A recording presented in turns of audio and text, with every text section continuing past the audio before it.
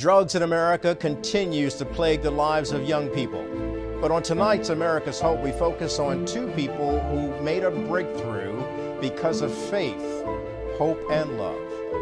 Tonight's special episode of America's Hope is Hope That Prevails.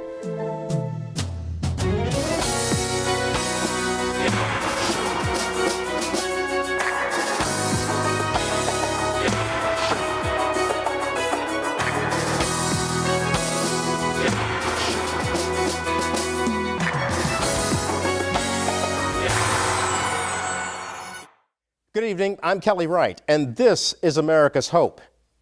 As always, we like to tell you that we hope that you're safe and well, taking care of yourself and your family because you matter. And what matters is how families, how individuals overcome the problems of their past in order to make sense for their present and have a hope for their future. So I'm coming to you tonight from Tallahassee, Florida. Now, Tallahassee is the state capital of this great state of Florida, and it is also home to FSU, Florida State University, as well as the world-renowned FAMU, Florida A&M. So what happens here actually goes global.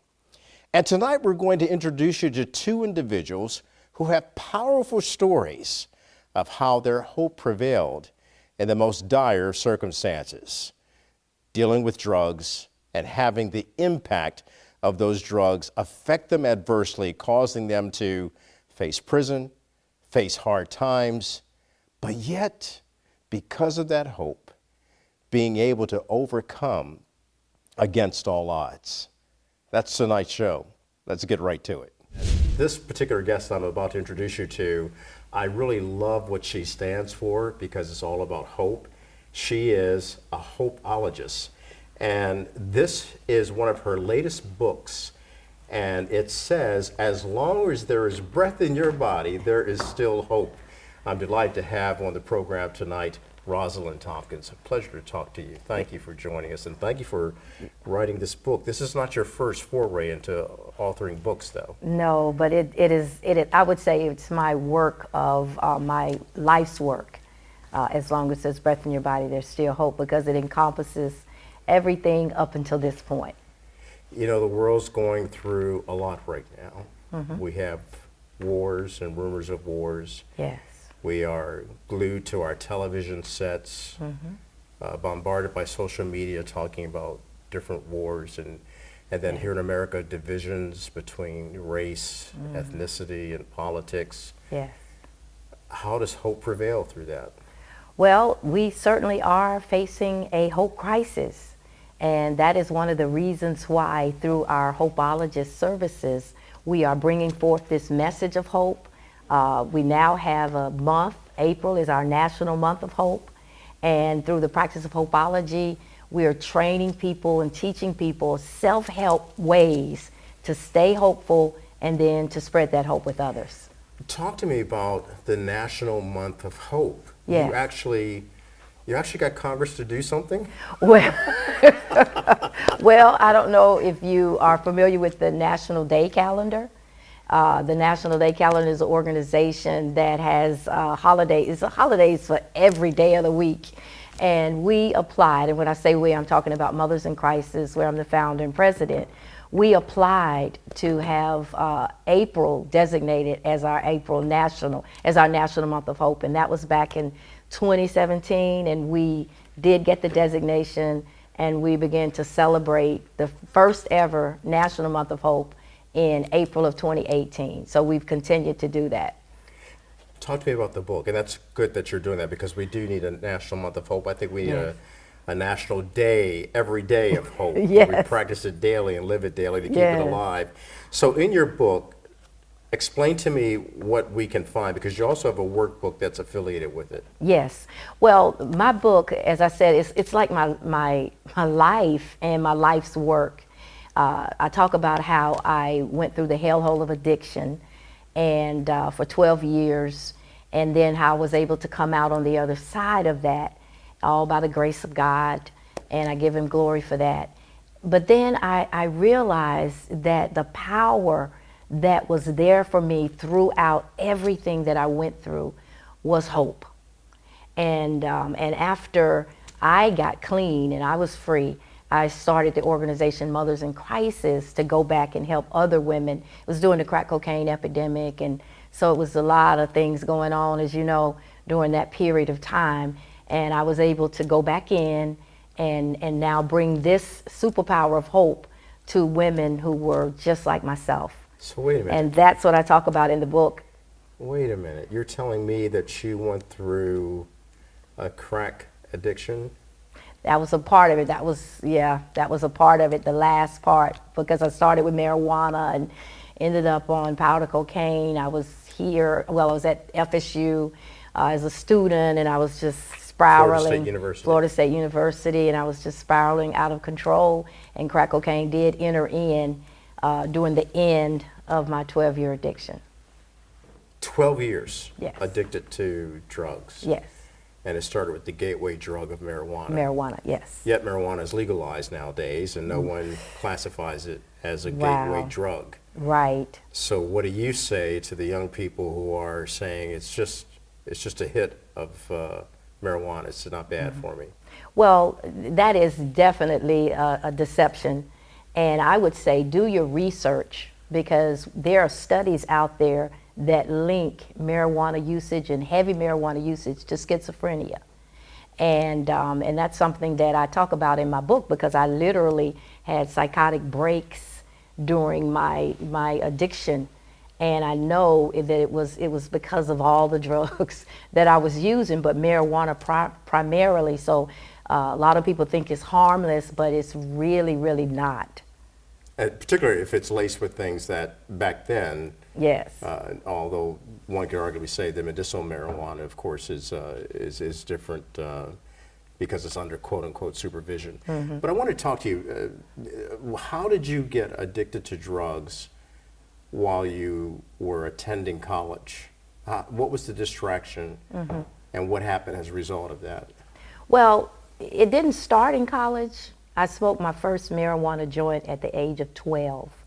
So I was already addicted to marijuana by the time I graduated and made my way to college.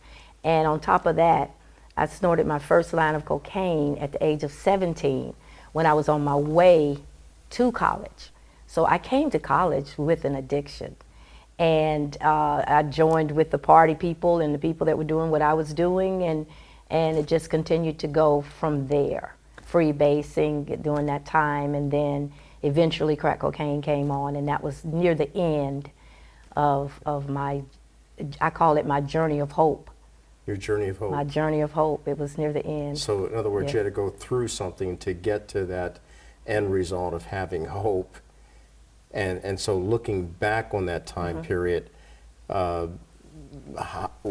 do you say to people now? Because, as you know, drugs is still a problem in this nation. Yes. The opioid crisis, the fentanyl crisis. Mm-hmm. Last year, 107,000 people died from fentanyl. Mm. So what's your message to America about getting through this crisis?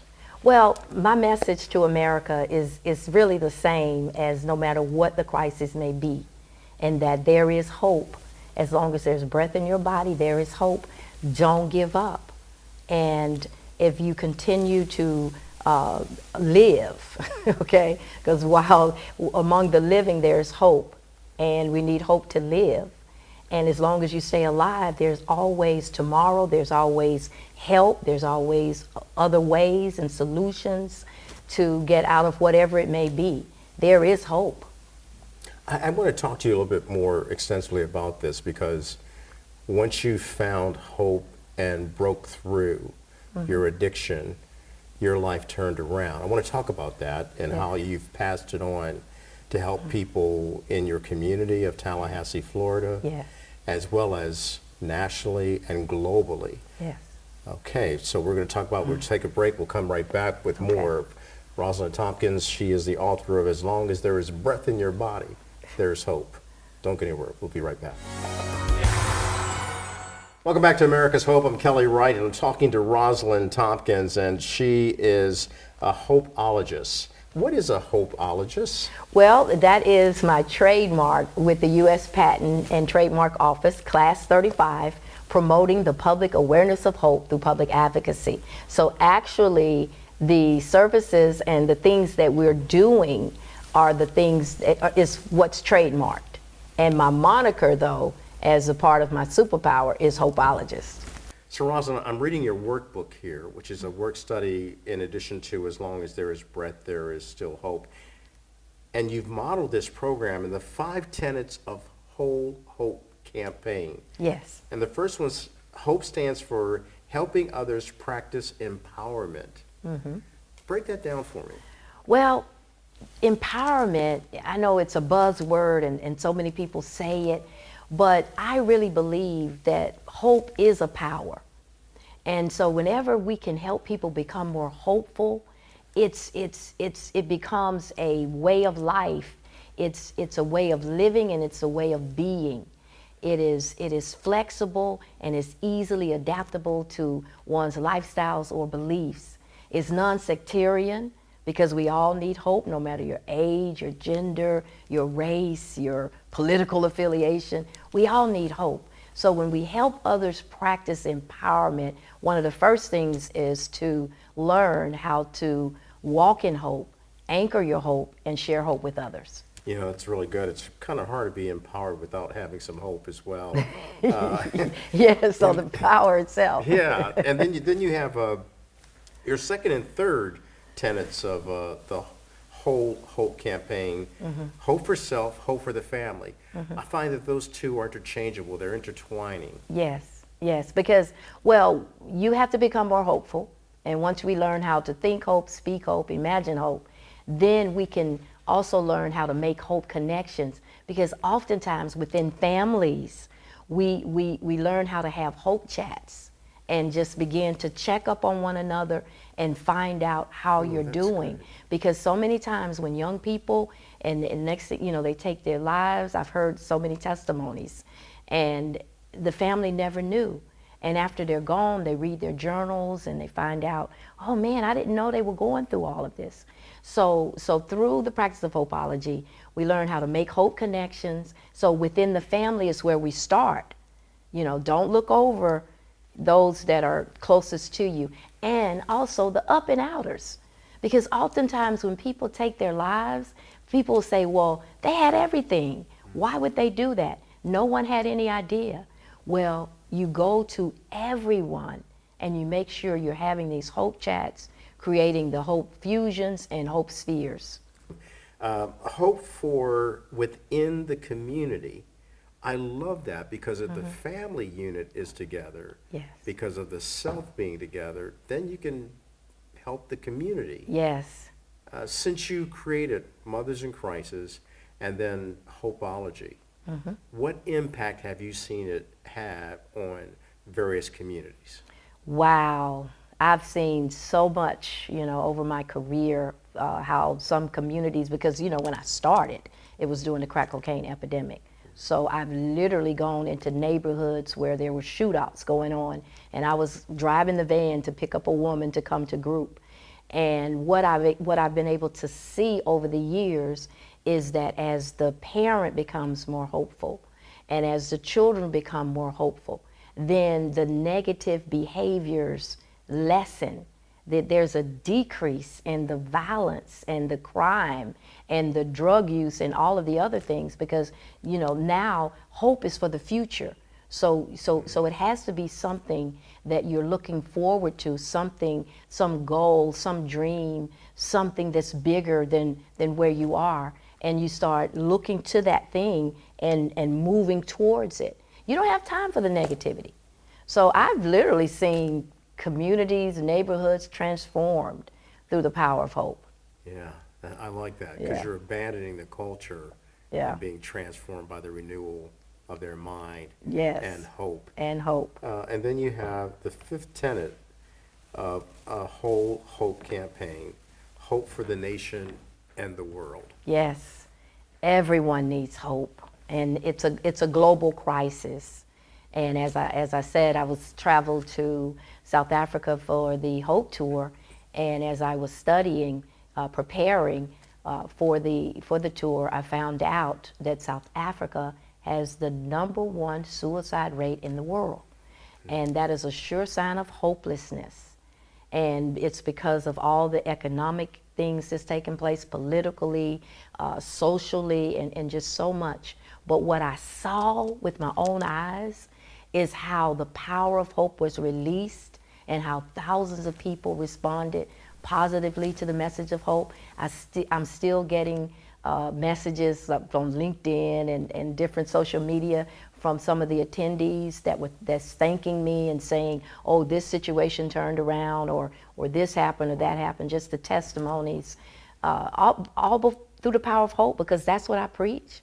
Hope, that's what I teach. Hope, that's what I live. Hope. Which means there's a hunger and thirst for it out there. It definitely is. And when you're going through your immersive steps, I think you were pointing out to me that there's like 7 steps that you go through when you're immersed in doing your hope immersion. Yes, whenever we're talking about making a hope connection, and then once you become more hopeful yourself. I love this, how you actually have a workbook to study hope. Yes. I love this. and the good thing about it, you don't have to have a master's degree or degree. It's a self-help empowerment tool. But these practices work. You come to the right place on America's Hope. So look at some of these self-practice that you have. Identify someone who needs hope. Everybody. Prepare yourself for the conversation. I find myself doing that every day. That it says, turn your belief that things can get better and put on your hope unconditional love. Yes, yes.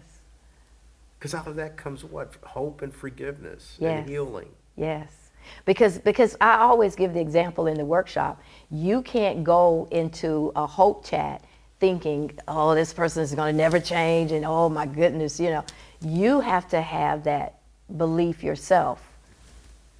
Rosalind, this is amazing.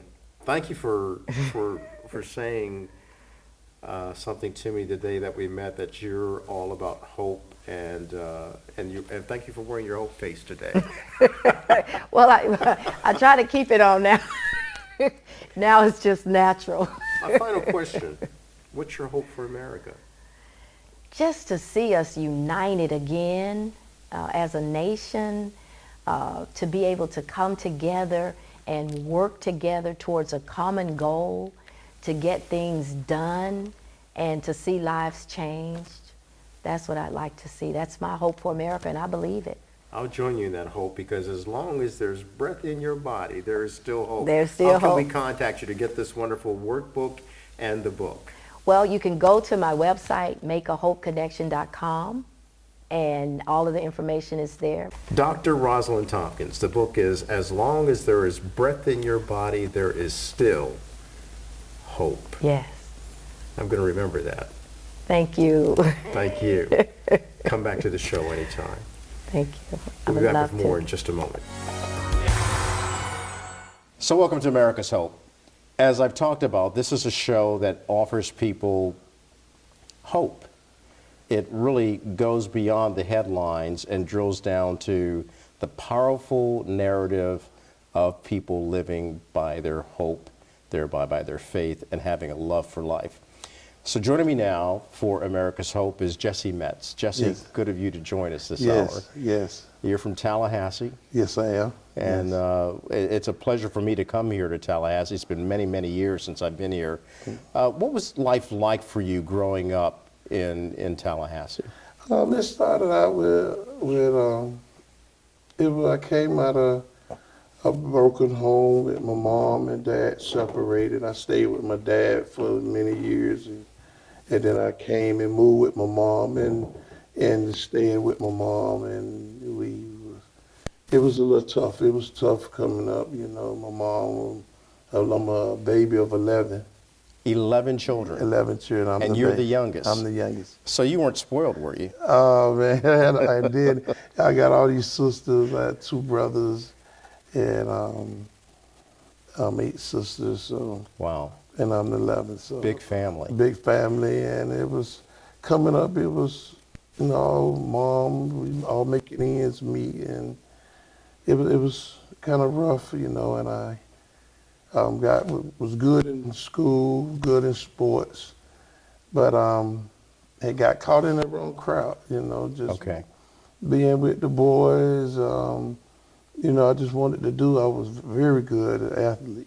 I was strong.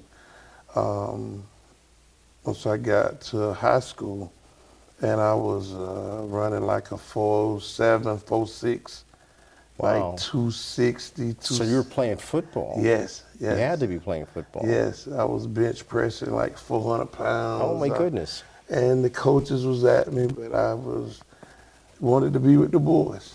And when you say you wanted to be with the boys, you wanted to be with the guys Yeah. who were out there being a bad influence on you? Yes, yes. In what way? The drugs, the Okay. alcohol, with the girls, just hanging out. That's what I liked it. That's all I saw. So this became a distraction then, It was very much so. and so you took your eyes off of football, off of your academics. Here's a brilliant young man who can do a lot and learn a lot, but sometimes when we're attracted by the crowd, we kind of dummy down so we can fit in with the crowd. Just got in there, yeah. Is that what happened? That's what happened, and then just got close friends. I don't want to let you down, man. This is influence, and that's what I went to, hanging with the guys and doing those things. So you were young and you're following the wrong crowd and you're hanging out with the wrong crowd. That usually leads to wrong actions. Yes. Did that happen? That's exactly what had happened. Just the influence and all the things that come with it, with the going to juvenile, had my mom back and forth, getting in trouble, and just trying to get the things of the world, quick money, start selling the drugs, and then end up start using them. So you sold drugs and you used drugs. Began to be a user. And what impact did that have on you? And I was aspiring to death. I really were. When you say you were using drugs, how serious was it? It started out with marijuana, drinking, and then it just graduated to more harder, to cocaine, to crack, and just starting to just maintain at a young age. Got off it a little, ended up going to Job Corps. Right, the teaching program, the training program. So my mom and my father got me. I went to Job Corps. I got a skill. Yeah. That's why I become a plumber, and that's why I learned the trade of plumbing. That's an incredible trade that can really give you a decent salary. But to mention your own business. After I came from Job Corps, got back with the old friends, and started back doing the same thing, getting back on drugs, and just got to a point of doing whatever it took to get it. That sounds like a problem if you're doing whatever it takes to get it, because many people who are addicted to drugs will steal to get drugs, Yes, or hurt people to get drugs. Right. What happened in your case? I worked. I always worked. My dad taught me work thing. I did work, but fast I made it, I spun it. And then when I couldn't get it, I began to start taking it. I robbed the drug dealers. That's not an easy thing to do, and it has repercussions that Yes. you're lucky to be here. Blessed. Yes, truly blessed. Because people get killed for Yes. taking drugs from drug dealers. Yes. I actually got a gun put on me, and I pleaded for my life. I was spared that night. And that still didn't stop me. I still was out there and got on it one night. I had bought some drugs from the corner store on the south side of town where I lived. And I saw my mother.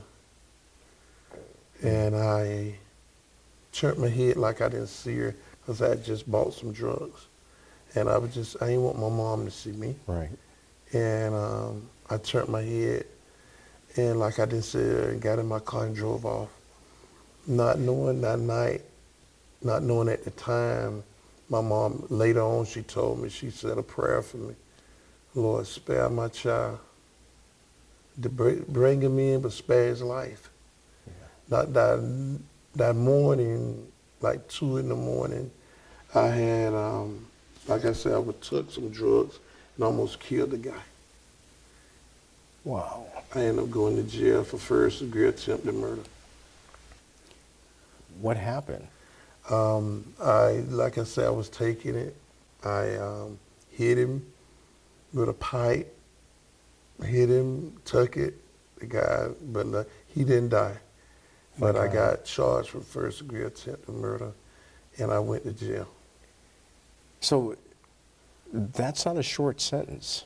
No, well, I got out of that, I got 22 months in prison. Wow. 22 months. It was my only charge. Never had, as an adult, didn't have an adult record or anything. I got 22 months, 3 years house arrest. And while I was incarcerated, I found the Lord. A lot of people look at me strange, but I got saved in prison. After the incarceration, you have this, what some people quote unquote say is a jailhouse religious experience, but it's still with you. I ain't turned around. I did not turn around. I kept on. I cut the people I was hanging with. I began to go to church with my father, got baptized, and that's when the thirst of the Lord came upon me, and I just thirst for the Word of God. So you wanted something good, because as I understand it, the Word of God is like this good news. Ooh, yes, sir. It was good news, and I began to transform before, and right in the midst of it. The only way I found out that you could be delivered, you have to be delivered in it before you come out of it. I was right in the middle of... That's quite an observation. Yes. I was right in the midst of, had access to drugs. I was right there, but I said no. And I had no. I had my kids. As I started lining up with the Lord, I got married, raising my kids. I got 3 boys and a daughter. And I got my family together, and we just started from that point, going to church, living right, being transformed. How long ago was that? It's been now going on 21 years. 21 years? Yes, 21 years. Clean. I am so happy for you. Clean. Not only am I happy for you, I'm happy for your family, your wife, your sons, your daughter, because now they're looking at a man who went through some things. Yes. And because you were able to change, now you're a leader.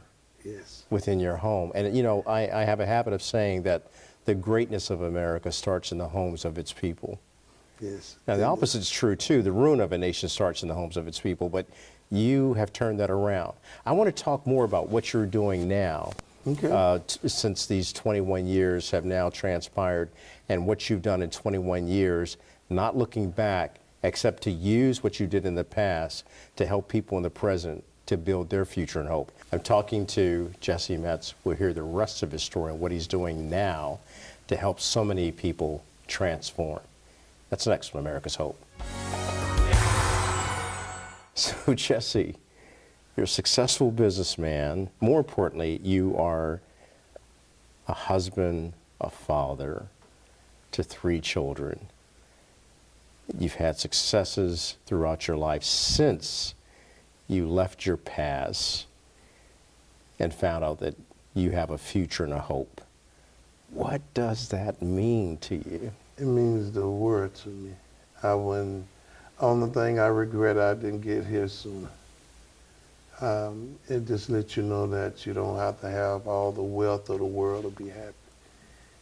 As long as you got the love in your heart and you want to help people, it means the world. Yeah. You have said quite a few things about how you're reaching out to younger men and younger families. How do you pay it forward? How do you help someone that you know is going the wrong way? Yeah, you're a pastor. You can say things as a pastor, but you can also say things as someone who's been walking in their shoes and seeing the outcome go the wrong way. So what are you saying to them to help them protect themselves and get out of harm's way? You have to want to change. You're going to have to want the family. You're going to have to want the love. You're going to have to want it because it is a battle. Yeah. The toughest battle I ever had in my life. It was like a war zone when I was being delivered to not to go back. So you're going to have to want it. You have to press your way. So I would tell them that you have to first want this. When you want it, God will help you. You can't do it without the Lord. I didn't go to a rehab. I didn't go to none of that. It was my faith in God and what I wanted. Change. I wanted to change. I wanted to be right for my boys. I wanted my wife. I wanted to embrace. I wanted this. And when we want something, we go for it. But And you wanted the right things. that's it. That's correct. And now by me wanting it, changing my life, it affects my whole family. Well, my oldest son owns his own business. 2 of my sons work for the business that I have started. My daughter's in college for nursing. So it affects the whole family by me changing in one. It's a domino effect all the way to the family. And I broke the generational curse that could have trickled down to my boys. And now they love the Lord. They married. I'm a granddaddy. They doing right by their family. And so the effect of you wanting it and doing it, it affects the family very much so. That is powerful. Yes, sir. And that's the truth. It's the truth. As some would say, the gospel truth, Yeah. which is quite a story. So you're now a pastor, you're a business owner, you own 2 successful businesses Yes. in irrigation. You are the pastor of a church, and you're mentoring young children beyond your family. Right. Your children are grown and doing great things, following in Daddy's footsteps. What is it you're saying to young people to help them avoid the pitfalls that you fell in? The first thing you got, the environment, the people you hang around. You can't be around negative and think positive is gonna come out of it. You got to cut the bad association away from you. And you have to live according to the Word of God. That was my foundation. That's my strength to the day. Today, them thoughts come, they still come. Matter of fact, they come stronger since you walking with the Lord. And you have to stay prayed up. You have to stay on your knees. You got to keep your faith in God. And you have to live according to the Word of God. So if I hear you correctly then, it's loving God and then loving your neighbor as you love yourself. Yes. And then there's a statement that Dr. Tony Evans used to say, if you have a messed up father raising children, chances are those children will be messed up. And if those messed up children from that messed up father go to a school, then chances are you're going to have a messed up school, and the cycle goes on. Yes. But the opposite is true as well. If you have a blessed father who's overcome some things and is able to turn around and love his family and be the best for his family, then ultimately there's a cycle of success that takes place. Yes. Are you seeing that in your own life? Yes, it is. I know by me changing my life, I know it affects my family. So My it's son. intentional then. You made a Yes. choice to improve your life. Yes. And then like it affect other young men's. My son's friends. Man, I wish my dad was like that. I want to come to church. Some young men go to get out of prison with a record. It's hard for them to get a job, and all they know is selling drugs or hustle. But I give them opportunity. I know we say love the Lord and do this, but man, my family hungry now. What am I gonna do? So come, I'm gonna give you a chance for a job. Come and teach you a skill. Some young men work for me now that it is affecting their family. They got a skill and they telling their sons about it, and it's a big effect to the community. How many men do you think you've helped? I done helped a lot of people. I mean, not to put a number on it, but you've been doing this for 20 years yes, now. I mean, some come and go, some. It's been hundreds of young men that I have helped. All because you gave them a second chance. A second chance. Because you had a second chance. Correct. A second chance, and that's what and I'm taking advantage of it, and that's my advice to other young men. You get a second chance, take advantage of it. Yeah. Because if you want better in life, it ain't all about the money, it's about being happy. I'm happy, man. I'm happy. Yeah.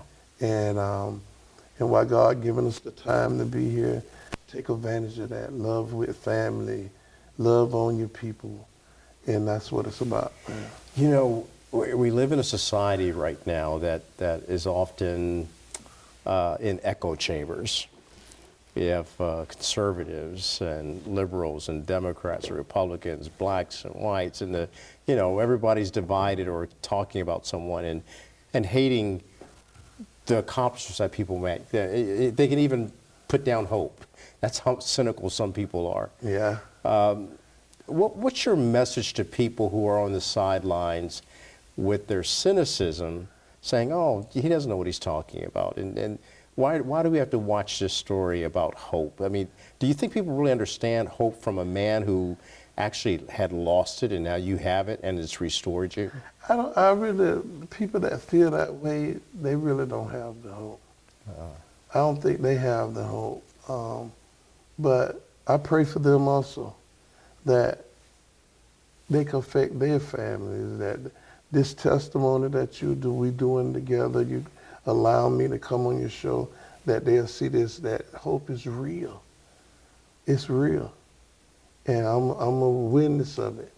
I tell my testimony, and I said, now you're looking at me funny now. But hope is real. And with God, all things are possible. Wow, I like that. And you said something. You said, with me allowing you on my show. No, I embrace you coming onto my show. I welcome you on my show. I had to do this when I heard about your story and all the incredible things that you're doing, the good things that you're doing. That is the power of hope operating in a world of despair. Yes, and God had put it in my heart some years back to do a love party. It's just because I love you. I might not even know you, but I love you. That's what the Word of God says. And I get all this food, crabs, ribs, and I set it out at the local park here. That's a party. Yes. I got a big smoker grill. I mean, I put like 2 cases of ribs, a case of chicken, fried fish, and just for the come. So the whole community comes to Jesse's love party. Yes. And that shows because the love has dwindled in the world. And I want to be the one to do my little part. And everything's free, just come. Just come and I'll show you love. So let me get this straight. Good food, free, and the ticket is love. The ticket is love. Loving your neighbor. Yes. Loving your family. That's it. Loving your life. Man, that's it. Man, when's the next party? November the 5th. I'm going to make it back to Tallahassee. Yeah, Jack McLean Park, man, we set it out. It's real nice. and people look forward for it. And when I first started, a lot of people not used to just being loved. And then when they come, they want to just get the food again. I'm gonna get much as I can, but we love you. It's free. You ain't got. I love you. And once they start coming, they say, okay, this is what it's about. And when I walk around, I have my Facebook page on, and them with smiles on their face, and that's what it's about. At this moment, I don't care what problem may be happening. At this moment in time, you happy and you feel the love. Yes. Do you find that they're saying thank you and Yes. trying to come back for more of that type of? Yes, they want to go more. It draws. Yeah. It draws. Come to the church. Hey, where your church service at? I want some. Yeah. And it draws. The love draws. And how's business going? Good, man. I've been in business now for 19 years. 19 years. I haven't made millions of dollars, but the bill's been paid, and I've been able to help somebody else along the way.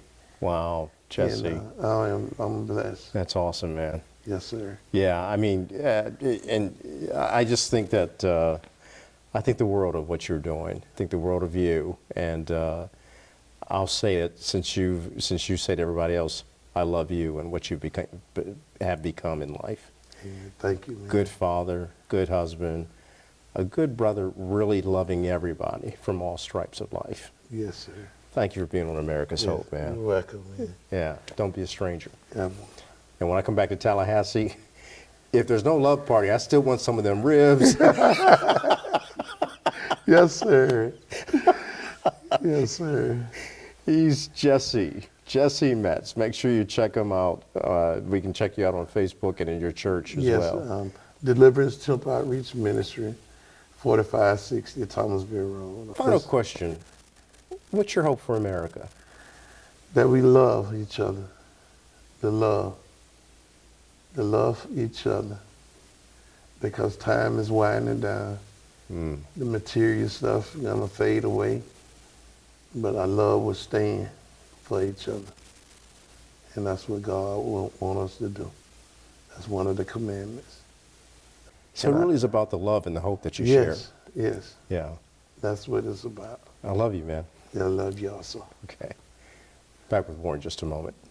And welcome back to America's Hope. I'd like to thank our guests who appeared on tonight's program, Jesse Metz and Rosalind Tompkins. Certainly in my final word tonight, I'd like to reflect on what Rosalind Tompkins said, which actually eloquently speaks of what she and Jesse have endured and overcome.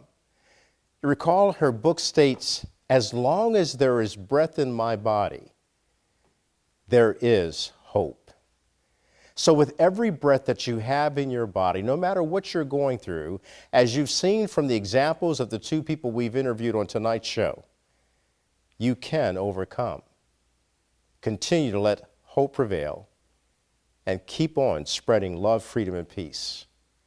Until next time, America, good night. All aboard the Love Train.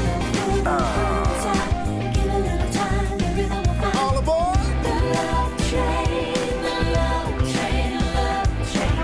If you don't feel the groove inside, give a little Come on, all aboard. The Love Train, the Love Let me break it down for you like this. The rhythm of love is easy to find if you're listening.